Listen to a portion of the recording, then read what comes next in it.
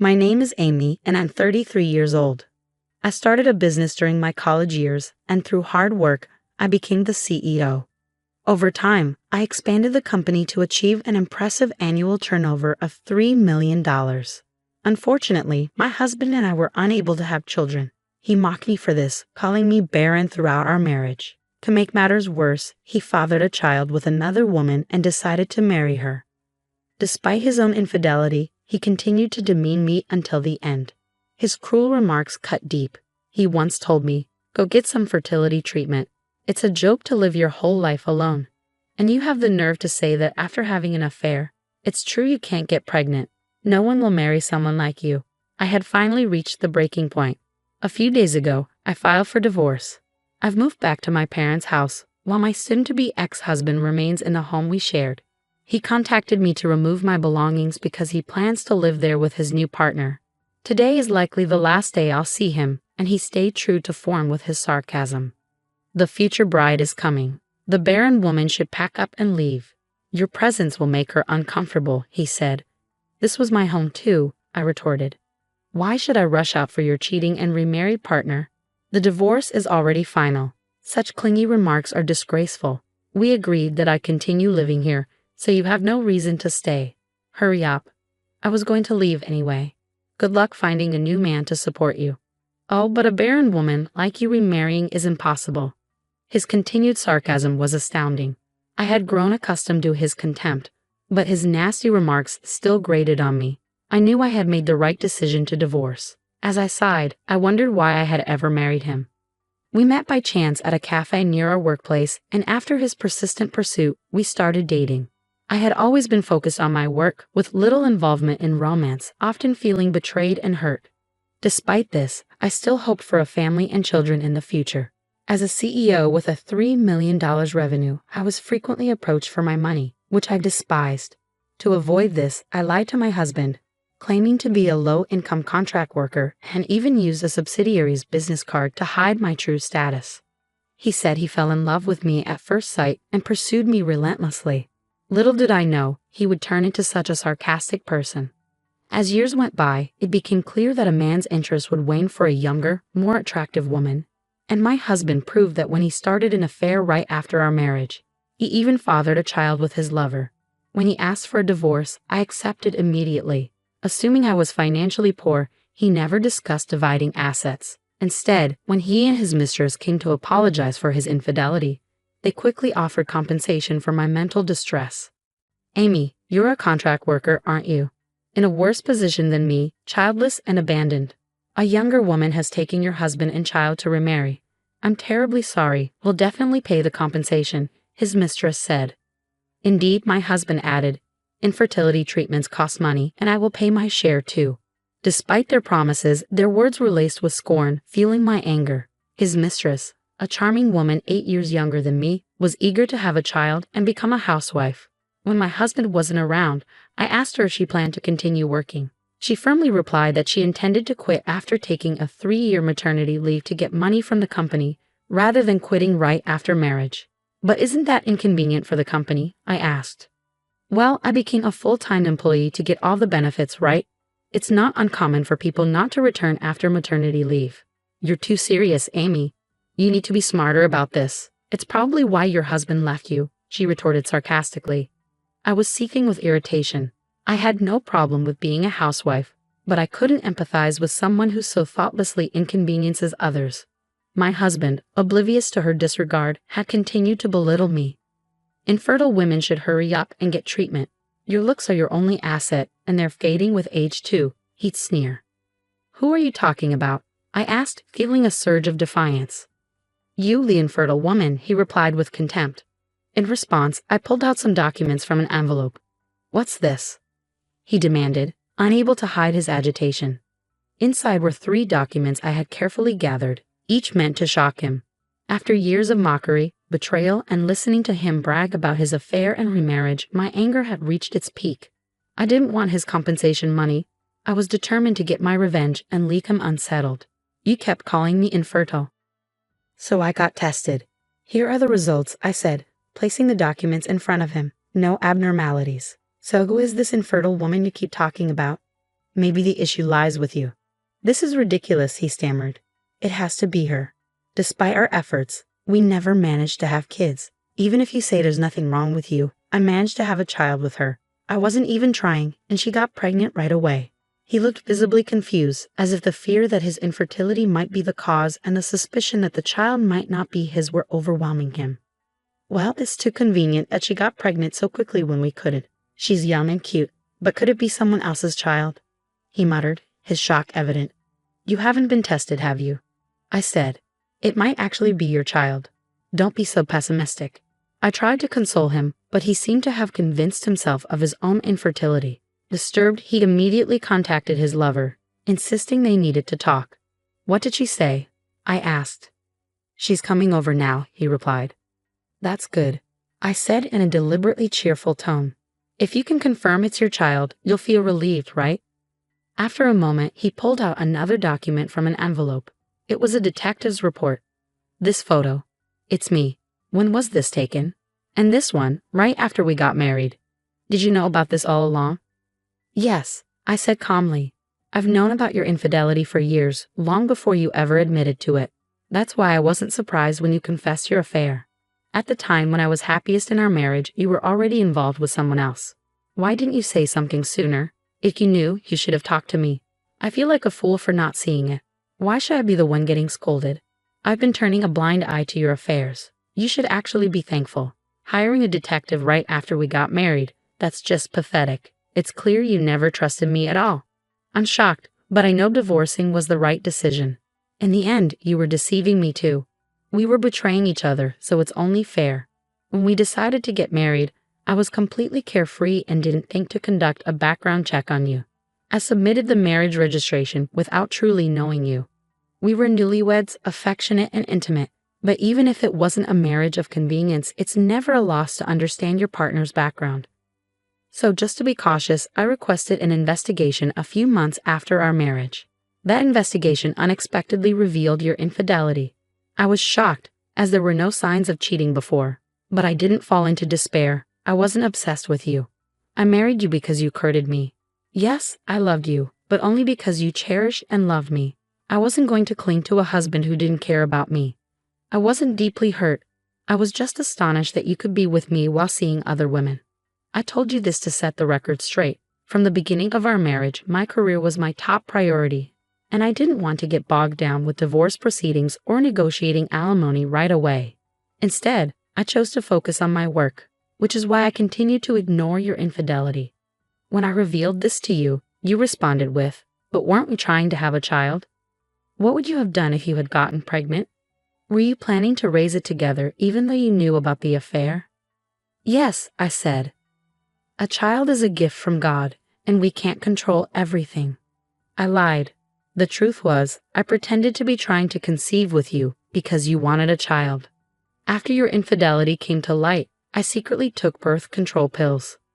Honestly, I was reluctant to start a family with an unfaithful husband and anticipated that we would eventually divorce. To avoid pregnancy, I secretly continued using birth control. Ultimately, the fact that we didn't have children was a planned outcome. While I had some fantasies about having kids, I wasn't strongly motivated to do so. Even with a babysitter, I knew that parenting would distract from my work focus. I went along with my husband's desire to have a child, but I had no obligation to undergo pregnancy and childbirth for a man who deceived me. In short, we weren't infertile. I was just using birth control and didn't bother to tell him because it seemed too troublesome. Unaware of this, my husband mistakenly believed he was infertile and thought his mistress was pregnant by another man. As we discussed this, his mistress arrived at our house for the first time since the alimony negotiations. She was the type who easily attracted men and was often disliked by women, and today was no different. "Hello, Amy. You're here to collect all your things, right? I appreciate the trouble you're going through," she said, her tone dripping with contempt, clearly reveling in having taken my husband. I replied sarcastically, "I should be thanking you. You're taking over my hand-me-down husband and house." Her smile faltered at my response. As we continued our exchange, my husband seemed increasingly agitated and anxious. He interrupted our conversation. "Hey, I might be infertile. Isn't it strange that we couldn't have a child?" What are you talking about all of a sudden? That's impossible. Has someone been feeding you nonsense? We're getting married. Your previous wife was the one with infertility issues, right? No, she wasn't infertile, I said calmly, pulling out the test results. It's hard to discuss, but we were genuinely trying to have a child. If neither of us had issues, it wouldn't be unusual if we succeeded. But we did. Yet for us to have a child without realizing it, something's off. Maybe it's because you and I weren't meant to be. Your previous marriage just wasn't meant to work. Let's stop this pointless conversation. Doubting me is only going to stress me out and affect her baby. My husband's suspicions about his mistress extended beyond infertility. He pulled out a photo from an envelope and demanded, "What is this supposed to be?" The photo showed his mistress cozying up with another male colleague. After discovering his infidelity, I had hired a detective to investigate her as well. It turned out she had been involved with several men at work.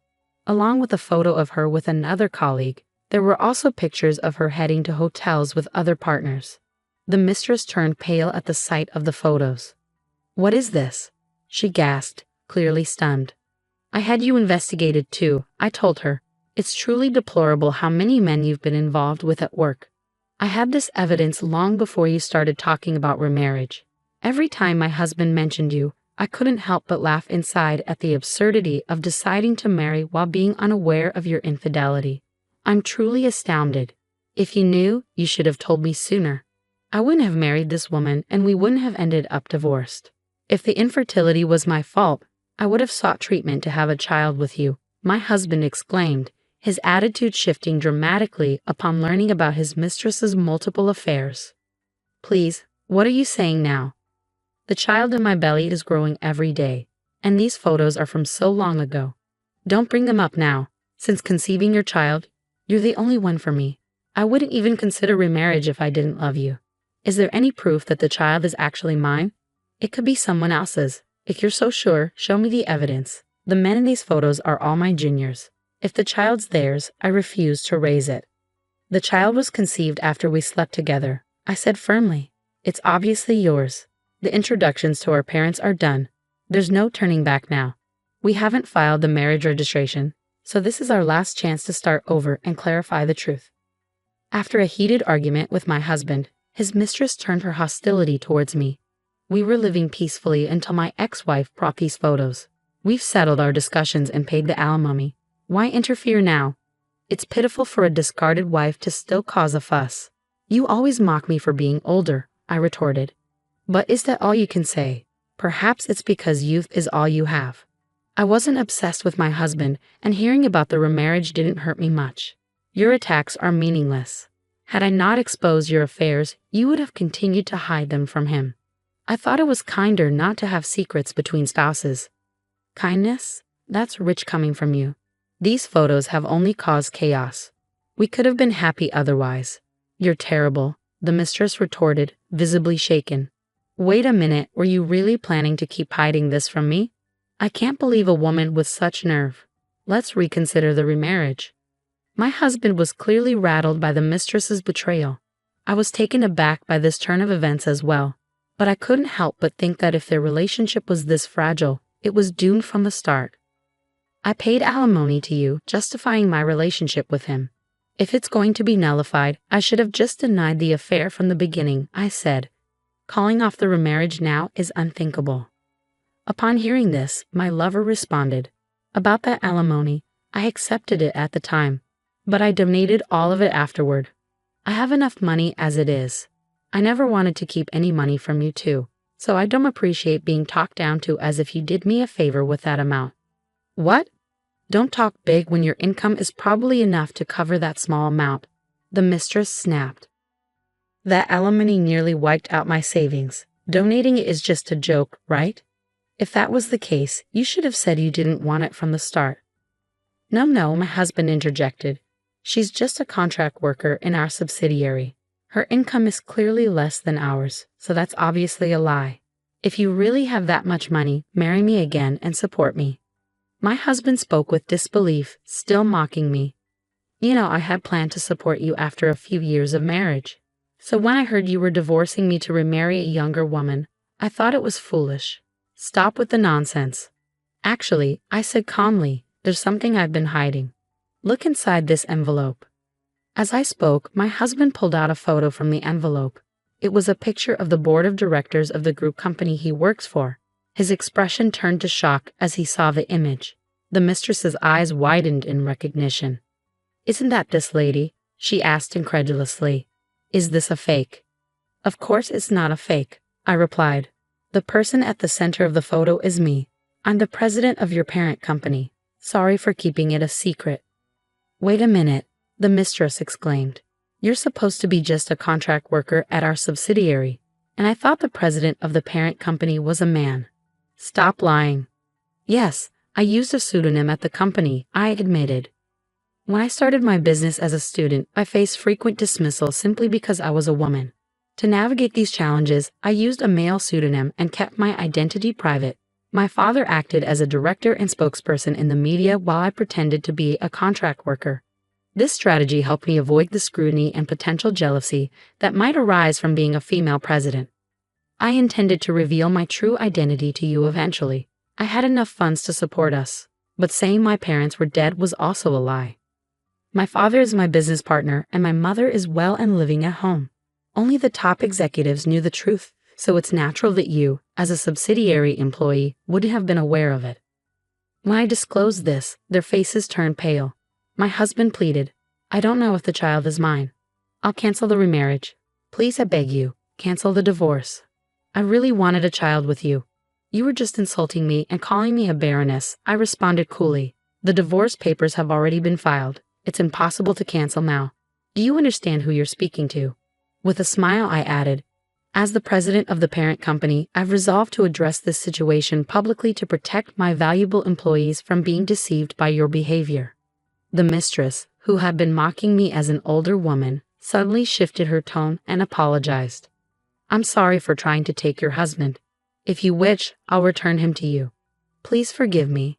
I replied, he's my hand-me-down, so I don't need him returned. By the way, I need to announce the pregnancy within the company once it's stable. The mistress's face went even wider at this news. Please, could you not do that? Why would it cause problems if the company knows? I asked her sarcastically, do you think it wouldn't be a problem? It's likely that you're still involved with others in the company. If exposed, you face backlash from those men and find yourself in a difficult situation.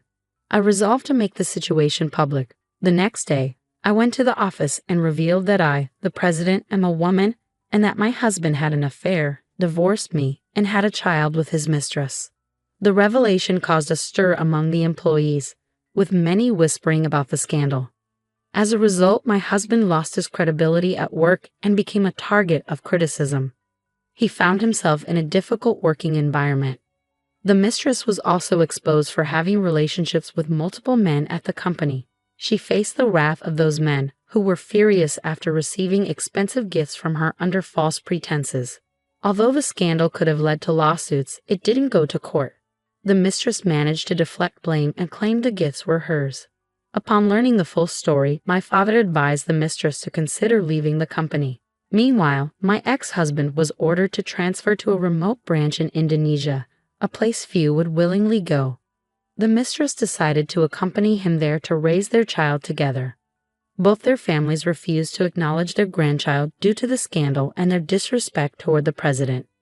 In Indonesia, they faced the challenge of raising their child without family support.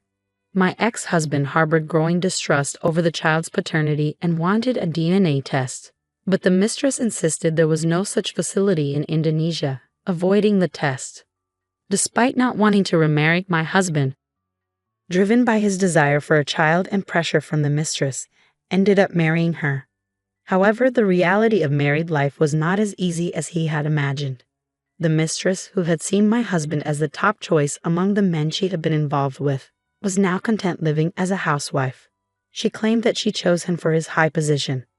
As for me, I've remained in the media spotlight as a female entrepreneur, leading a busy and fulfilling life. The company's stock price surged, and I continue to lead with success and resilience.